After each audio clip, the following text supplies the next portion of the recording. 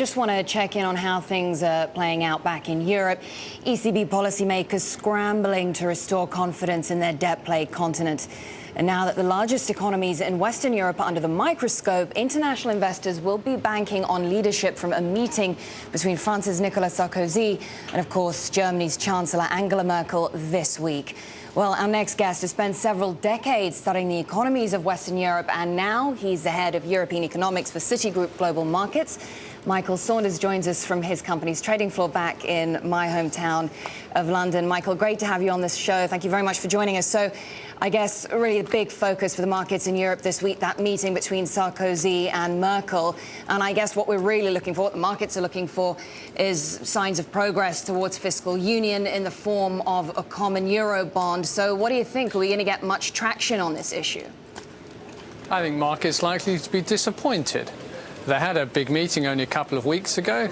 They agreed then what they believed were fairly substantial measures. Those measures which they agreed have not yet even begun the ratification process. I think it's highly unlikely we will get further significant steps tomorrow. Indeed, the German government has just come out a few minutes ago saying that all they're aiming to do at the moment is to ratify the agreement that was made a couple of weeks ago. So these rumours over the last few days about e-bonds, I think, are likely to not get much support at the meeting for this week. Michael, isn't that the story, though? The Europeans have done time and again what they consider to be substantial, and they have proven, all of these actions have proven to be anything but substantial. So in your mind, what must be done? What is going to constitute something substantial enough to relieve all of the stress on European markets that we've seen play out for the past 2 years now? I think you're right to characterize the Europeans' approach as being to do as little as possible, to try to just do enough to get through the next week, the next few days. No attempt really to try to get ahead of the crisis, to do preemptive measures to prevent further stages of the crisis. So I think that template is likely to continue. I suspect we'll get not much significant progress, if any, this week, then probably renewed sovereign tensions, and we'll go through a series of escalating crises.